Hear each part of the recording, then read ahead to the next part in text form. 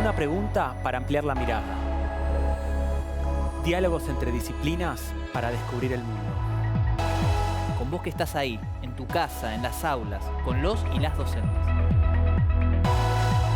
Nuevas formas de conocer, otros modos de aprender. Seguimos educando.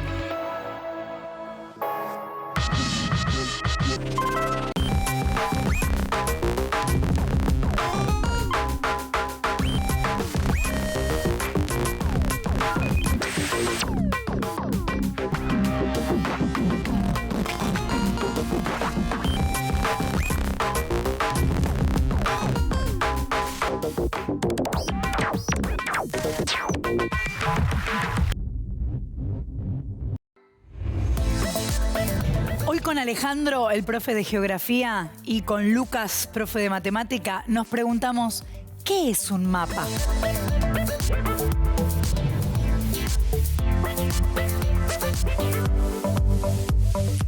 Los mapas en la escuela se usan para aprender. En mi escuela usamos los mapas más que nada para marcar lugares, llanuras, mesetas, ubicaciones, para saber lugares. En historia también los utilizamos como por ejemplo para el proceso migratorio. Los mapas que están enrollados se cuelgan en el aula cuando los pedís, están en el aula de maestros. En mi escuela hay un mapa generalmente de cada cosa en los salones de ciencias y también en el laboratorio. Sí, en mi escuela hay mapas grandes, chicos, de la América, de Santiago del Estero, de la Argentina, y los buscamos en la biblioteca. En la escuela usamos un mapa para definir las divisiones entre los países, los continentes y también las provincias de Argentina. Sí, hay mapas en mi escuela, hay en la pared, en los libros. El Google Maps se usa a través de un teléfono, de una computadora. Podés mover el ángulo y podés ampliar para ver mejor el punto a donde querés ir. Para saber y conocer lugares. Es una aplicación que sirve para encontrarte a vos mismo, a tu dispositivo, y poder, por ejemplo, vincularlo o relacionarlo con los demás lugares y también buscar información de aquellos lugares. También se puede hacer con él, compartir localizaciones, usar el mapa sin conexión, personalizar tu propio mapa, y también te avisa cuando hay tráficos.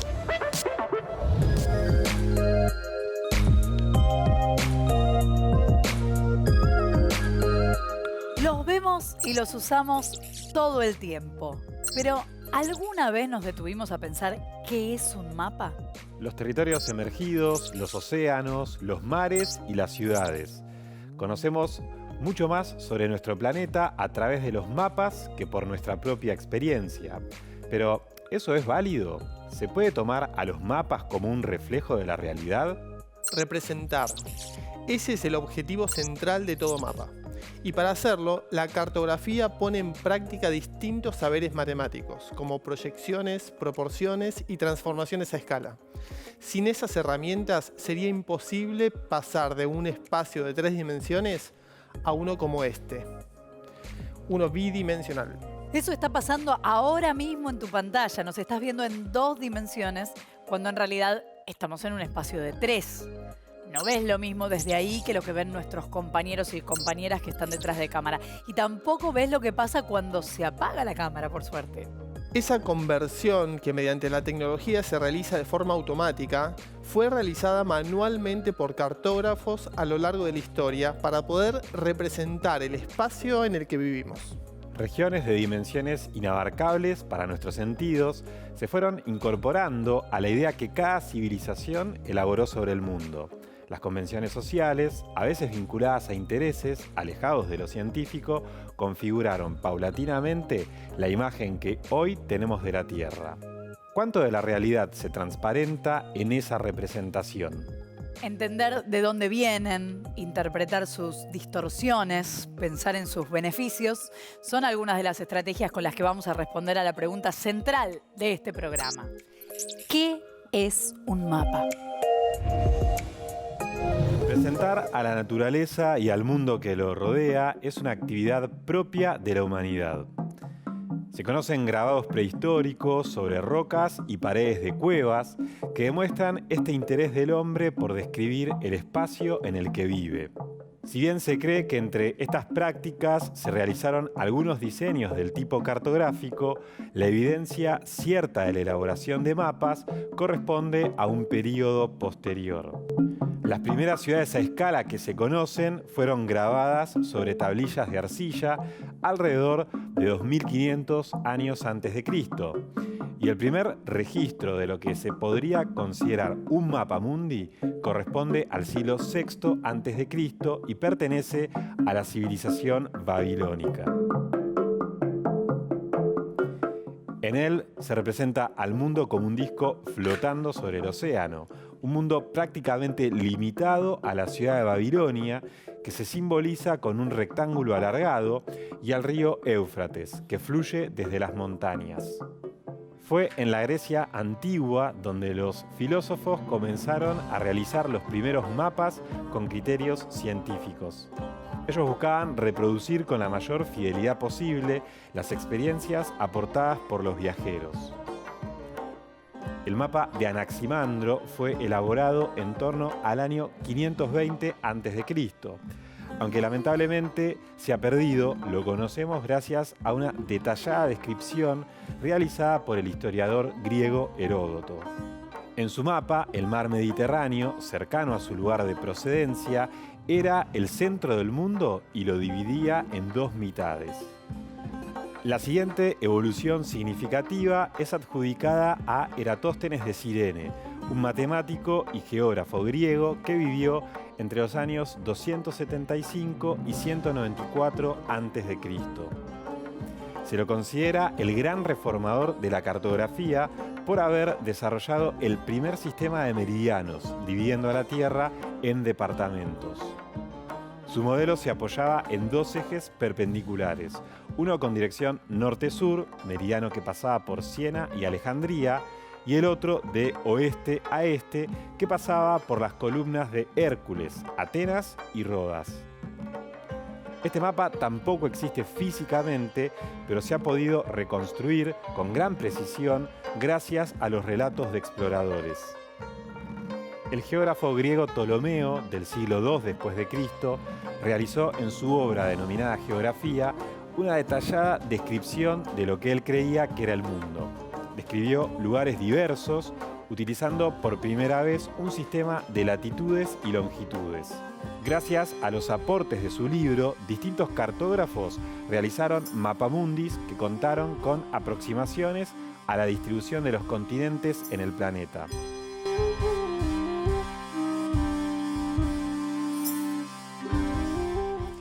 Este desarrollo evolutivo en la cartografía padeció un retroceso significativo durante gran parte de la Edad Media.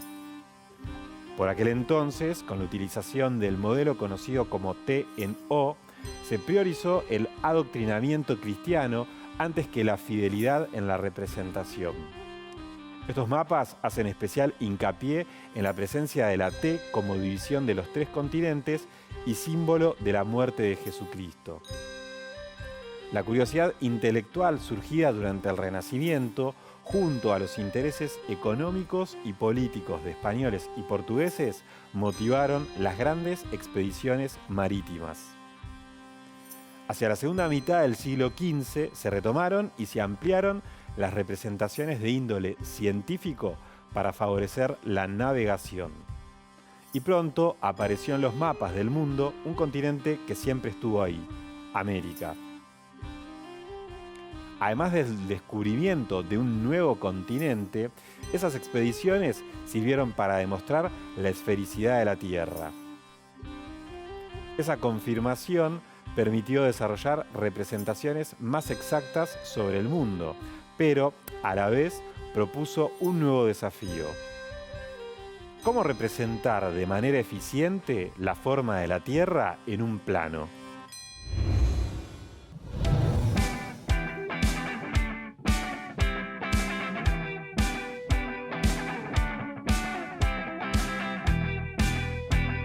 La geografía, como todas las ciencias, se caracteriza por contar con un objeto de estudio. Así como la historia estudia las sociedades en el tiempo o la antropología se dedica al estudio de la cultura, la geografía se concentra en estudiar la relación de las sociedades con el espacio geográfico. Para analizar su objeto de estudio, esta ciencia también desarrolló un método propio. Mientras la historia recurre al uso de fuentes o la antropología apela al análisis de vestigios de cultura material, la geografía hace uso de las representaciones. Sin ellas, le sería muy difícil estudiar algunos fenómenos cuyas dimensiones no permiten una percepción directa, y muchas veces esto podría volverse directamente imposible. Como cuando se hace una maqueta de un edificio o de un estadio de fútbol, por ejemplo, para buscar inversores. Eso permite visualizarlo con una representación antes de ejecutarlo. Imagínate que terminás el edificio y el que tiene que poner la plata te dice: la verdad que no me gusta, sé otro. ¿Y qué hacemos? Es un buen ejemplo, pero aún más allá de un estadio o de un edificio, podemos pensar en elementos muchísimo más grandes como rutas, recorridos de las vías del tren o incluso océanos y los continentes. Sería imposible pensar en ellos, en sus características, sin contar con una representación. Los diferentes tipos de representaciones que conocemos y usamos son muy variadas. Abarcan formatos como el globo terráqueo, los planos, las cartas topográficas y los mapas. Los planos son representaciones donde se muestran sectores de espacio menores a los de un mapa. Suelen servir para mostrar una ciudad o parte de ella. Se realizan con escalas grandes que permiten un nivel de detalle muy preciso. Las referencias que incluyen suelen ser plazas, edificios públicos, sitios históricos y otras atracciones que los vuelven muy efectivos para ubicarnos en lugares que desconocemos o que no conocemos del todo. También depende de la capacidad que tiene cada quien para interpretarlos. Es posible perderse en una ciudad desconocida o no tan desconocida a pesar de tener un plano. Es posible, pero no son tan difíciles de entender. La clave para poder seguir un plano sin perderse es aceptar que es una representación y figurarse o ubicarse uno mismo dentro de esa representación. O activar el GPS y listo. Es una alternativa, claro, pero mejor aprender a interpretar. Un celular se puede perder o destruir. La capacidad de leer un plano, no. ¿Y hay otros elementos que se interpretan de una forma similar a los planos? Además de los planos, ya mencionamos a las cartas topográficas. Son representaciones que por medio de símbolos o colores diferentes muestran ciertos territorios, datos sobre ellos y sirven para dar información sobre las características del relieve, los ríos, las rutas y caminos de una zona concreta. Son como esos mapas de película road movie que se despliegan y se estiran así con las señales, con los caminos. No exactamente. Eso sería un mapa de viajeros o rutas. Las cartas tienen aplicaciones más específicas, como aportar datos de una región para planificar grandes obras de infraestructura. Los mapas generalmente se utilizan para mostrar superficies más amplias. Pueden ser provincias completas, países o continentes. Y el mundo entero. Hay muchos mapas que nos muestran todo el planeta. Claro, contamos con los mapas planiferios o mapamundi, pero también con el globo terráqueo. Qué distinto se ve todo si trabajamos el espacio desde el globo terráqueo, ¿no? El globo terráqueo logra representar al planeta con mayor exactitud que otros formatos y guarda una relación muy precisa entre las formas, la extensión y las distancias. Una ventaja de este formato es que nos permite observar algunos espacios que no solemos ver bien representados frecuentemente. Uno de ellos es el Océano Pacífico, cuya representación desde los mapas que más trabajamos nos tiende a hacer pensar que se encuentra dividido en dos sectores distintos. Algo que se supera ubicando ese océano en el globo terráqueo. Esto también deja en evidencia que al trabajar solo desde mapas, nos perdemos de advertir algunas cosas, como ciertas dimensiones, pero también las cercanías y las distancias. Por ejemplo, ¿es Australia algo tan lejano como pensábamos? ¿O es la idea de distancia que los mapas nos transmiten lo que influye? Si bien la distancia es importante, tanto en el mapa como en el globo terráqueo se percibe que al menos hay 2 direcciones diferentes para calcularla. Esto no pasa en un mapa, se nos termina la hoja. O peor, porque parecería que se termina el mapa. El globo permite puntos de vista variados que suelen ser muy diferentes a los recortes habituales de los mapas. Por ejemplo, las zonas polares y sus adyacencias. Son muy difíciles de apreciar en los mapas comunes. En cambio, mejora muchísimo con la utilización de un globo terráqueo. Entonces, con este elemento puedo ver a la Tierra tal cual es. Así es la Tierra, pero en un tamaño mucho mayor. La similitud entre el globo y el planeta es relativa.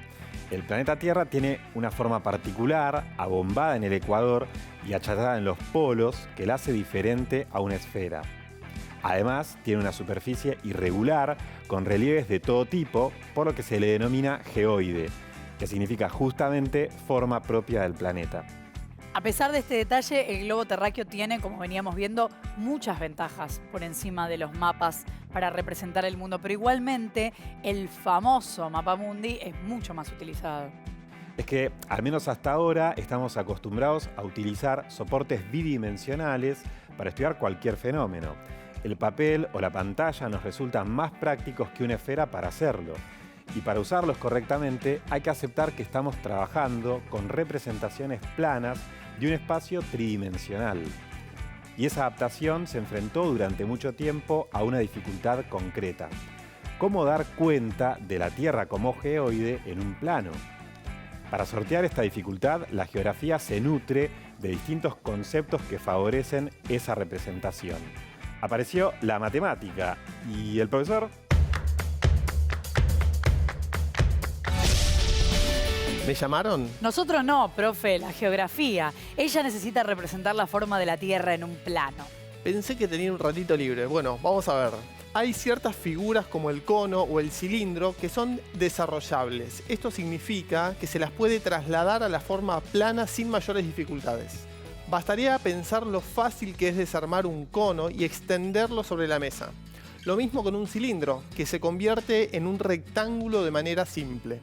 Eso es algo muy complicado de lograr con un geoide como nuestro planeta o con una esfera, que es una buena aproximación. Para eso se implementaron proyecciones de la Tierra sobre estas figuras que pueden representarse en un plano.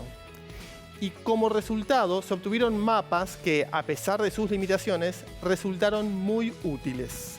En todos los casos hay que entender que se trata de una proyección y no de una vista real del elemento. Esto es como si pusiéramos una luz fuerte en el centro de la Tierra y viéramos el dibujo que aparece sobre un papel. En las proyecciones cilíndricas se muestran muy distorsionadas las zonas cercanas a los polos y mucho más reales las cercanas al ecuador.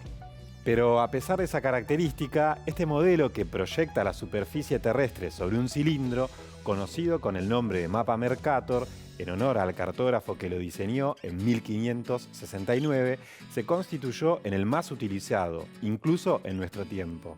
Entonces, con esto que cuentan, tenemos que pensar que nuestra percepción del mundo, que está tan vinculada a este mapa que siempre vemos, ¿es falsa? No es falsa, es relativa. Digamos que no todo es lo que parece en el mapa Mercator, especialmente mientras más nos alejamos del ecuador y nos acercamos a los polos. ¿Podemos ver a simple vista algunos ejemplos de esto? ¿Qué distorsiones son las más notorias? Dijimos recientemente que las mayores diferencias aparecen mientras más nos acercamos a los polos. ¿Qué pasa entonces con la Antártida? La Antártida es un caso que se destaca claramente. Si observamos su forma y superficie en un globo terráqueo o en un mapa Mercator, las diferencias son notorias. Esto pasa porque en esta proyección el polo sur, que es un punto en el globo terráqueo, se convierte en una línea recta en el mapa, y ello es lo que agudiza las diferencias entre una representación y otra. Si quieren verlo de otro modo, podemos decir que la Antártida se estira al pasar del globo terráqueo al mapa planisferio. Por otra parte, la elección de una representación sobre otra nos hace percibir las formas de manera diferente y en consecuencia también los tamaños. Miremos por ejemplo Groenlandia. Si uno se guía por este mapa, podría pensar que tiene un tamaño similar al de América del Sur. ¿Esto es cierto? Miremos ahora Groenlandia en el globo terráqueo. Acá se aprecia que su tamaño es muchísimo menor que el que se observa en el mapa. Y recordemos que es el globo el que se acerca mejor a la realidad. Es que Groenlandia tiene una superficie de 2,16 millones de kilómetros cuadrados, mientras que América del Sur tiene 17,84 millones de kilómetros cuadrados. Esto no se refleja para nada en este mapa, pero América del Sur es casi 9 veces más grande que Groenlandia. Incluso sumando la superficie de la Antártida, que es de 14,2 millones de kilómetros cuadrados, a la de Groenlandia, no abarcaríamos la superficie de América del Sur. Por eso, para representar las zonas de los polos en un plano bidimensional, la proyección sobre un cilindro resulta ineficiente. Es más oportuno volcarse por proyecciones azimutales. Estas proyecciones se realizan directamente sobre un plano tangencial y tienen simetría radial alrededor de un punto central. Al igual que las proyecciones cónicas, presentan distorsiones en los territorios que más se alejan del punto central. Por otra parte, si lo que buscamos es que se conserven las superficies, es mejor utilizar una proyección homolográfica. Se generan a través de una herramienta más compleja que consigue respetar la relación de las superficies, aunque no se respetan los ángulos. Las proyecciones que vimos y otras tantas que se utilizan se clasifican en dos grandes grupos según su característica principal. Las conformes, como la de Mercator, mantienen entre el mapa y la realidad una correspondencia angular, pero distorsionan el tamaño de las superficies, especialmente en las altas latitudes. Las equidistantes, en cambio, mantienen entre el mapa y la realidad el tamaño de las superficies, pero no los ángulos ni las distancias. No podemos establecer que alguna proyección es mejor que otra. Simplemente hay algunas que son más útiles para desarrollar determinadas tareas.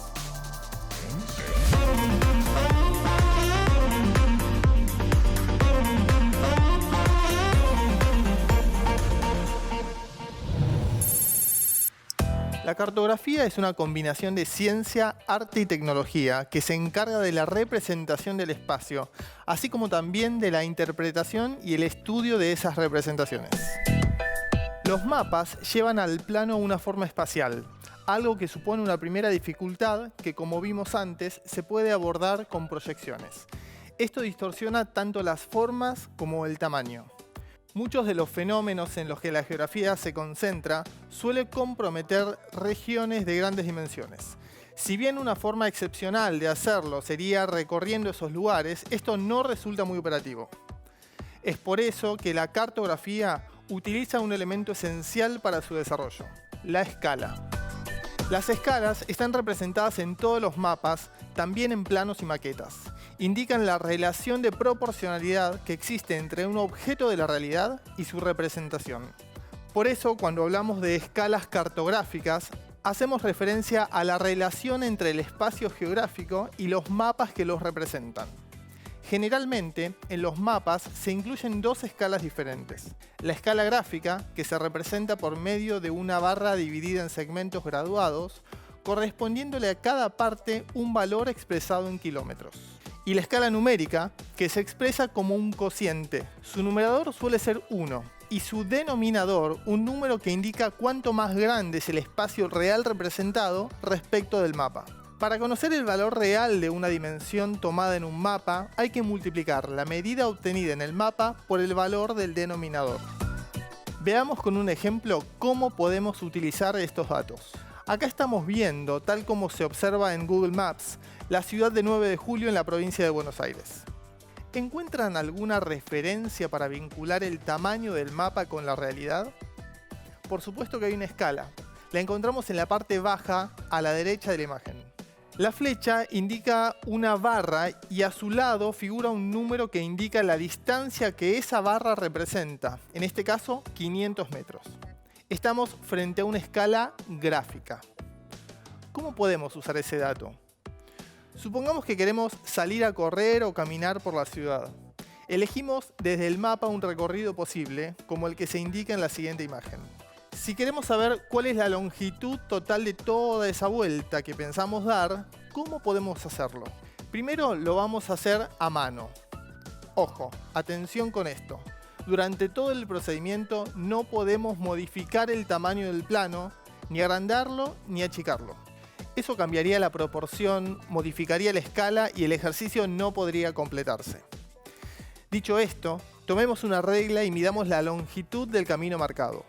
Por supuesto que el número que cada uno obtenga puede ser diferente, ya que las pantallas no son todas iguales. Hacerlo con el celular no es igual que hacerlo con una tablet o con una computadora. Lo importante en todo caso es atender a la referencia que el programa nos ofrece, esa barra que nos indica la escala y que también vamos a medir. Los resultados de la medición que hice son los siguientes. Los lados largos del rectángulo miden 12,7 centímetros cada uno. Los más cortos del rectángulo miden 5,75 centímetros cada uno. Y la barra de la escala mide 2,5 centímetros. Lo primero que vamos a hacer es calcular cuánto mide el perímetro del rectángulo. Es decir, cuánto mide toda la vuelta en el plano. Para eso, sumamos 2 veces la longitud del más largo y 2 veces la longitud del más corto. Es decir, 2 por 12,7 centímetros más 2 por 5,75 centímetros. Esto da como resultado 36,9 centímetros. Para saber cuánto representa esta medida en la realidad, vamos a utilizar la información que nos ofrece Google Maps. La barra de la escala fue medida en 2,5 centímetros y equivale a 500 metros. Ahora es cuando tenemos que prestar atención a la relación de proporcionalidad que se da entre las medidas del mapa y las de la realidad. Si en el mapa 2,5 centímetros equivalen a 500 metros, ¿a cuántos metros equivalen los 36,9 centímetros que medimos para nuestro recorrido? Debemos plantear una regla de 3 simples. El valor de x, de la incógnita, puede obtenerse multiplicando 36,9 centímetros por 500 metros y dividiendo el resultado por 2,5 centímetros. Esto da como resultado 7.380 metros, lo que equivale a 7,38 kilómetros. Es decir que, si quisiéramos realizar el recorrido indicado por la ciudad de 9 de julio, habría que andar 7,38 kilómetros. Yo creo que elegiría un rectángulo un poco más chico. Hay que aclarar que Google Maps, como casi todas las aplicaciones que contienen mapas, tienen herramientas que realizan el procedimiento que hicimos a mano con una regla de manera automática. La herramienta en este caso se llama medir distancia y nos indica la distancia representada entre 2 puntos cualesquiera. Podemos utilizarla para comprobar nuestra medición. Y vamos a ver que hay coincidencia entre ambos cálculos, bien por el Maps y por nosotros. Las proporciones, como las usamos hasta ahora, funcionan bien cuando el mapa representa una porción reducida de espacio, cuya superficie tiene una forma aproximadamente plana. Si el mapa es plano, pero la superficie a representar no lo es, las proporciones dejan de tener validez. ¿Cómo es esto? En lugar de un recorrido por nuestra ciudad, pensemos en la distancia entre 2 lugares muy lejanos. Por ejemplo, la ciudad de Buenos Aires, en Argentina, y algún punto en el centro de Sudáfrica. Estos lugares están tan lejos que la aproximación con un mapa plano va a jugarnos una mala pasada. Como se explicó antes, tratar de representar la superficie de algo parecido a una esfera, como es el caso de la Tierra, sobre un mapa plano, nos lleva indefectiblemente a representaciones distorsionadas. Este es el recorrido que habría que hacer si quisiéramos viajar desde Buenos Aires hasta Sudáfrica por la superficie terrestre. Si observamos esa trayectoria en el espacio en un globo terráqueo, como acá, vamos a notar que no es una recta, sino una curva, porque sigue la forma de la Tierra.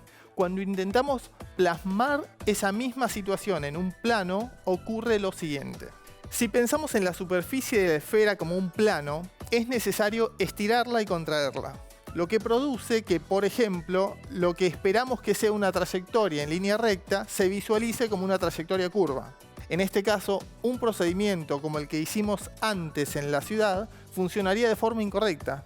Pueden hacerlo y comprobarlo. Afortunadamente, la herramienta de medición de Google Maps sí contempla esta distorsión. Bien por el Maps.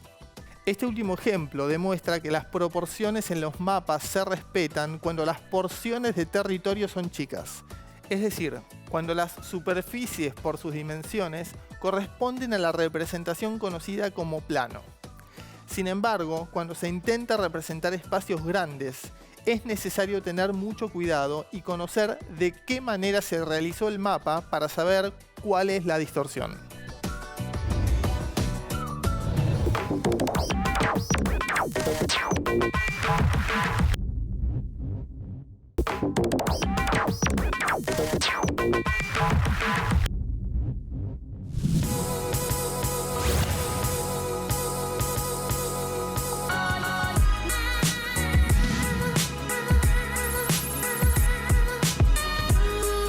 En realidad creo que son cámaras, por ejemplo, en el fútbol sirven para ver dónde se localizó el juego. Es una cámara que guía y da, por ejemplo, en qué lugar se encuentra el jugador y sus movimientos. El mapa de calor en el fútbol es un mapa donde muestra donde está con más colores, es donde estuvo más veces el jugador. El GPS de un auto funciona a través de los satélites. Triangula con 3 satélites la señal del auto para guiar a la persona que está manejando al lugar donde quiere estar. Entonces vos, mediante a eso que está cargado, te podés ir guiando y viendo por dónde vas. Ellos ayudan y guían. Por ejemplo, podemos saber en qué lugar y en qué ruta podemos circular para llegar a este lugar. Y te geolocaliza en un mapa que está en la pantalla del auto. Generalmente sí. En los videojuegos usamos distintos mapas. Sí, en algunos videojuegos el mapa sirve para saber dónde estás y a dónde querés ir o dónde están tus compañeros o amigos. Como para distinguir un lugar o en qué lugar se encuentra nuestro compañero o lugares. Por ejemplo, dentro de una nave espacial. Entonces vos tenés que ir al mapa para saber dónde estás. Yo creo que los mapas satelitales se usan para ver qué es lo que está pasando ahora con el mundo, cómo se mueve. También para ver montañas, ríos, arroyos. Por ejemplo, ver el proceso volcánico, como también llanuras, mesetas, entre muchas cosas.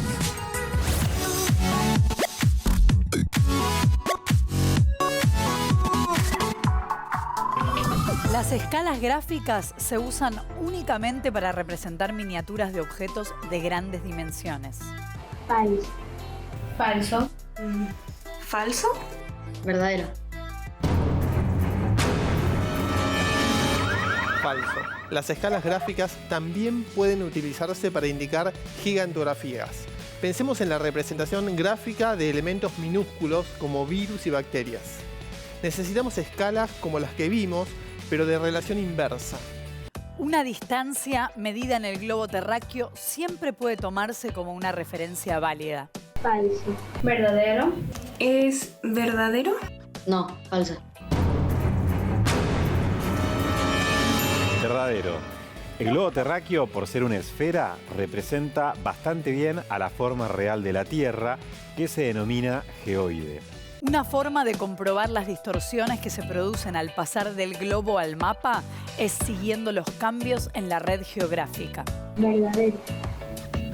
Verdadero. Sí, verdadero. Falsa. Verdadero. Si tenemos en cuenta la forma y extensión de los paralelos y los meridianos en el globo terráqueo y luego las comparamos con cómo se observan esas características en los mapas, podremos comprobar que las deformaciones son reales, afectando también a las tierras emergidas, pero afortunadamente contamos con distintos tipos de proyecciones. La proporción mostrada en la escala es mayor si el territorio representado es más grande. Falso. Verdadero. Sí, verdadero. Verdadera. Esa proporción indica la relación entre el tamaño del mapa y el tamaño del territorio real representado. A pesar de lo que vemos en los mapas Mercator del mundo, la superficie de Groenlandia es menor a la superficie continental de nuestro país. ¿Verdadero? Verdadero. ¿Falso? Verdadera. Verdadero. Es tal la deformación que se da hacia los polos que, aunque Groenlandia aparece representada con un tamaño significativamente mayor al de nuestro país, es más chica en superficie. Argentina tiene 2,78 millones de kilómetros cuadrados de superficie continental, mientras Groenlandia cuenta con 2,16 millones. La distribución de los continentes y océanos es muy irregular entre los hemisferios. ¿Verdadero? Verdadera. Verdadero. ¿Falso? Verdadero. Si tenemos en cuenta los hemisferios norte y sur, la presencia de tierras emergidas es mucho mayor al norte del Ecuador, mientras son menos abundantes al sur del mismo. Como consecuencia de ello, también se le dice al hemisferio norte continental y al sur marítimo o azul. La superficie terrestre está cubierta en partes iguales de agua y de tierra. Falso. Falso. ¿Es verdadero? Falsa. Falso. Alrededor del 70% de la superficie terrestre está cubierta por agua. Eso quiere decir que menos de un tercio de todo el planeta es tierra firme. Si caminamos mucho por la Antártida, aparecemos en Groenlandia. Falso. Falso. ¿Falso? Falsa. Falso. Esta es una confusión frecuente que viene de usar solo el mapa Mercator para trabajar el espacio geográfico. Una mirada rápida sobre el globo terráqueo puede sacarnos de este error.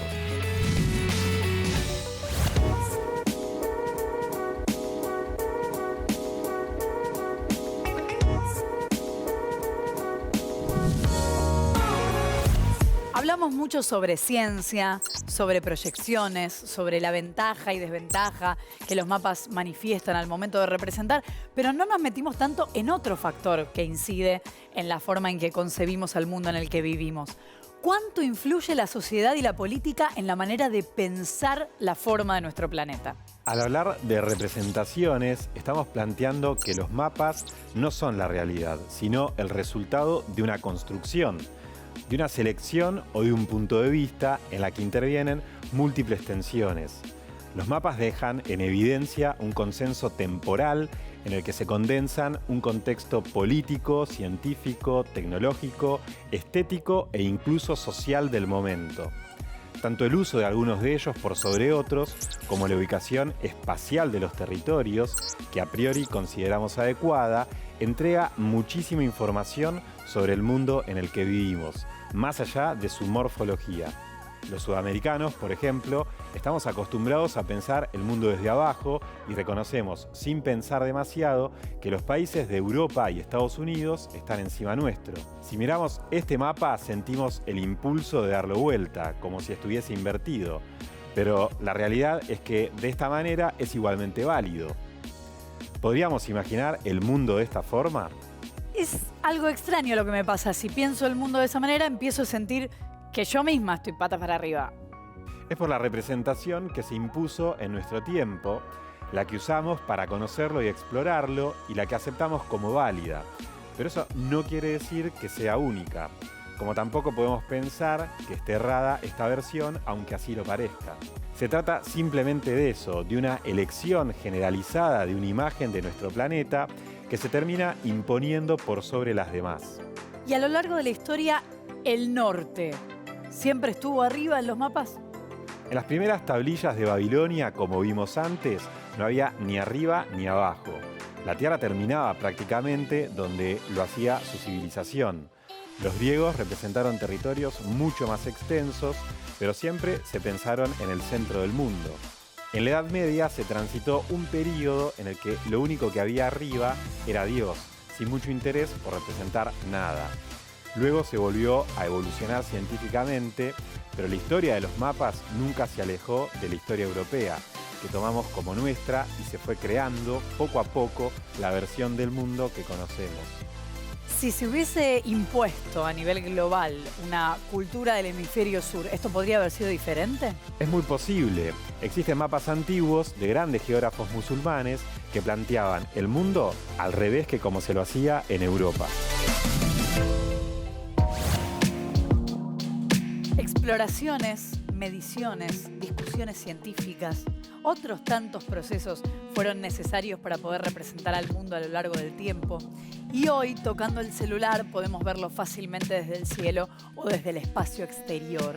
Esto, que era impensado algunas décadas atrás, resulta extraordinariamente útil en nuestro tiempo. La fotografía por satélite se convirtió en un referente científico e informativo capaz de mostrarnos el mundo entero desde una perspectiva lejana. Estas imágenes han ido evolucionando a lo largo de la historia junto al avance de la tecnología. Durante el siglo XIX, los denominados satélites se basaban en cámaras de placas de vidrio sujetas a globos aerostáticos. Una de las primeras tomas de este tipo es la imagen aérea de Boston en 1860. Mientras transcurrían los primeros años del siglo XX, el concepto de satélite tuvo un desarrollo muy original. Se utilizaron palomas mensajeras a las que se acoplaban pequeñas cámaras fotográficas, con el fin de obtener una visión aérea del panorama. Estas fotografías de ciudades y campos, en muchas ocasiones, incluían algún suplemento del animal, como un ala o una cabeza emplumada. ¿Quién nunca puso el dedo delante de la lente? El verdadero desarrollo de la fotografía aérea se produjo junto al avance de la aviación. Cuando comenzó la Segunda Guerra Mundial, el desarrollo del vuelo se incrementó considerablemente y las fotos aéreas cobraron un gran valor estratégico. En 1957 se lanzó al espacio el Sputnik, primer satélite artificial perteneciente a la Unión Soviética. Poco tiempo después, durante la denominada carrera espacial, la NASA obtuvo la primera imagen satelital de la Tierra. Fue tomada en 1959 por el satélite Explorer 6. Desde entonces, el avance ha sido exponencial e ininterrumpido. Podemos ver fotos increíbles de nuestro planeta, cada vez con mayor nitidez. En la actualidad, las imágenes por satélite suponen un núcleo muy importante para el estudio de la Tierra. Nos permiten ver la superficie terrestre y marítima desde varias decenas de kilómetros y ayudan a los expertos a observar y entender distintas cuestiones relacionadas con el clima y la naturaleza. Desde la erupción de un volcán en Hawái hasta la velocidad del viento en medio del Océano Pacífico, pueden ser analizadas con imágenes satelitales. Así que, como dijo Andrés Calamaro, no te preocupes, Paloma. Gracias a los satélites podemos prescindir de tus habilidades para la fotografía.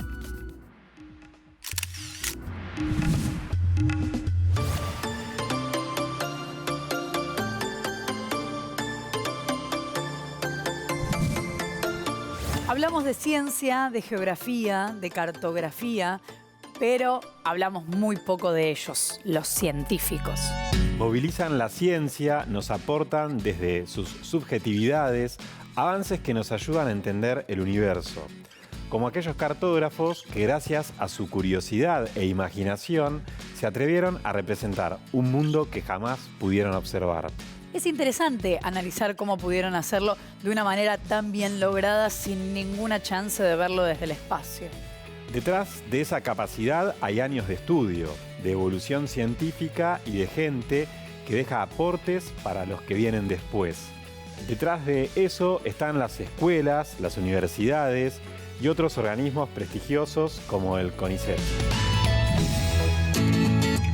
Hola, ¿qué tal? Mi nombre es Claudia Ramallo, soy la directora nacional de producción cartográfica del Instituto Geográfico Nacional. ¿Qué es para vos un mapa? Un mapa es una representación gráfica de la superficie terrestre. Esa es la definición técnica, ¿sí? Si nosotros queremos hacerlo más simple, podemos decir que es un dibujo del suelo. Básicamente es eso. Ahora, no cualquier dibujo, porque yo puedo hacer una lámina, un cuadro y me pueden decir es una cartografía. No, para que sea una cartografía, ese dibujo del suelo, ¿sí? Esa representación gráfica del territorio, tiene que estar a escala y tiene que tener coordenadas geográficas o coordenadas planas, pero básicamente geográficas. Puede tener las dos o una sola, que son las geográficas. Más allá de los ámbitos científicos, ¿qué uso le das a los mapas? Los mapas tienen diferentes usos, ¿sí? O sea, uno puede ser un uso científico, pero también es organización.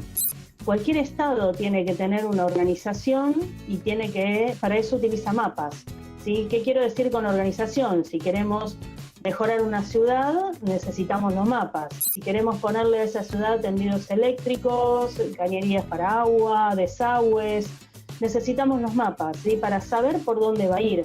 O sea, se hace por cualquier lado. O sea, hay que planificar primero y para planificar necesitamos los mapas.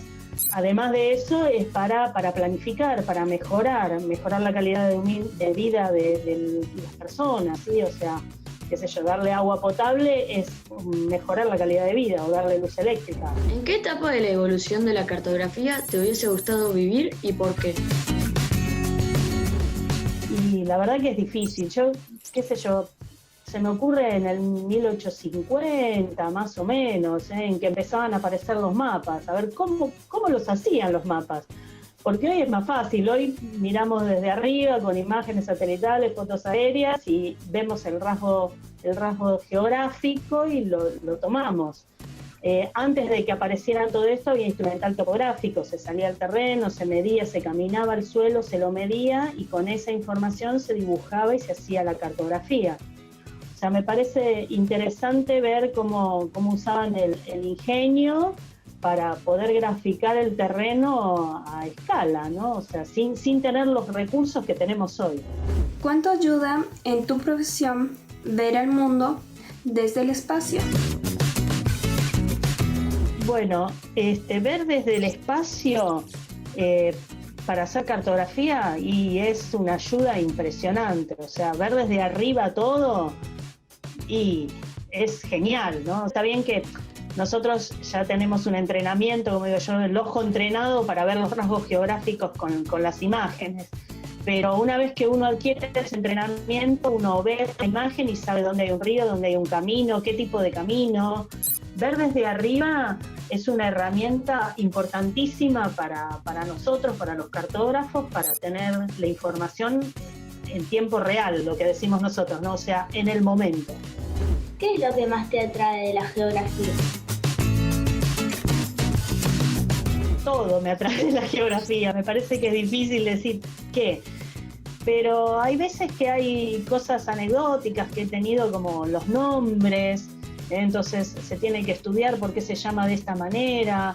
A veces uno con los antecedentes tiene un nombre escrito de una manera y los lugareños lo escriben de otra, entonces averiguar por qué sucede esto. A veces averiguar con el estudio de la geografía por dónde escurre el agua para hacer un embalse o una represa o para evacuar inundaciones.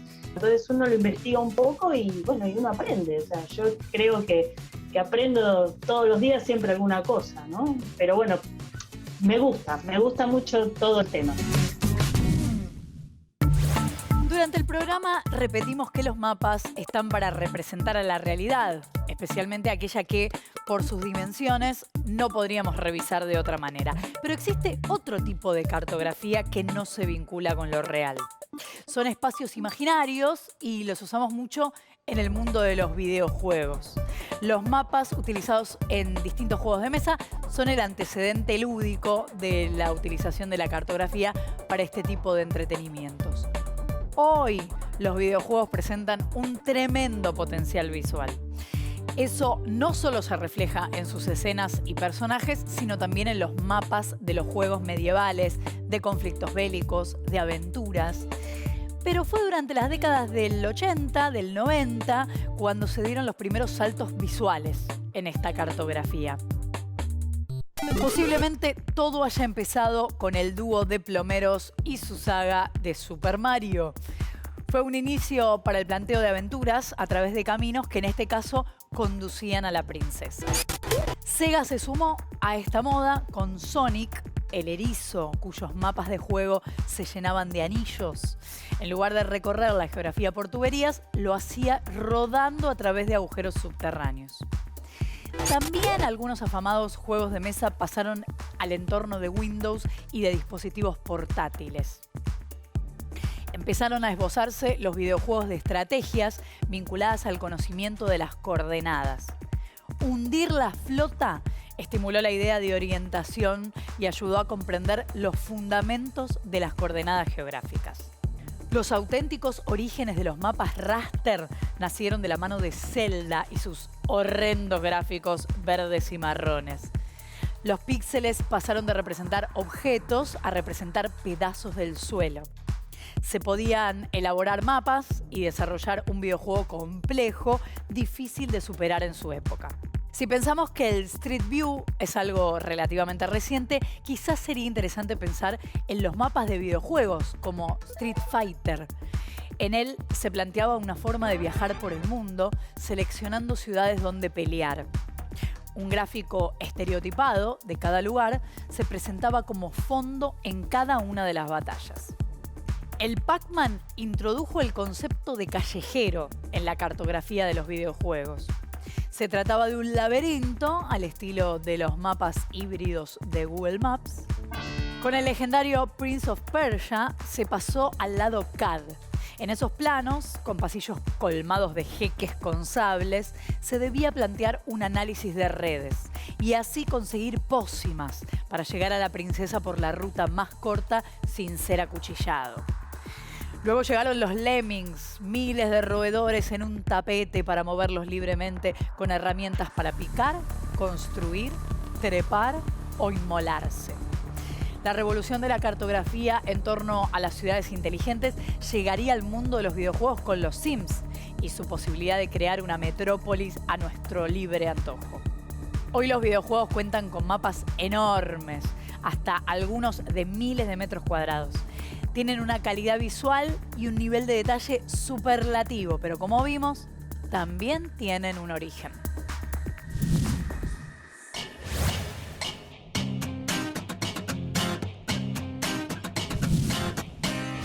Partimos de analizar los diferentes formatos con que se representa el espacio geográfico. Nos detuvimos en el globo terráqueo, un formato al que le podemos reconocer múltiples y contundentes beneficios, aunque alguna que otra desventaja. Mapas, los vimos de todo tipo, forma, color, tamaño. Nos topamos con la dificultad de representar al mundo en un plano, pero pudimos superarla. Revisamos las proyecciones que nos permiten salir del globo, llegar al plano. Conocimos la evolución cartográfica del mapa mundial, desde sus inicios en tablas de arcilla hasta su actualidad satelital. También reflexionamos sobre la manera en que las convenciones sobre los mapas inciden en nuestra percepción del mundo. Usamos escalas en los mapas, aprendimos sus ventajas, los cuidados que hay que tener con la curvatura terrestre. Vimos fotos aéreas, otras fotos tomadas desde el espacio y hasta algunas muy tiernas de palomas. Además conocimos una cartografía inesperada, la de los videojuegos.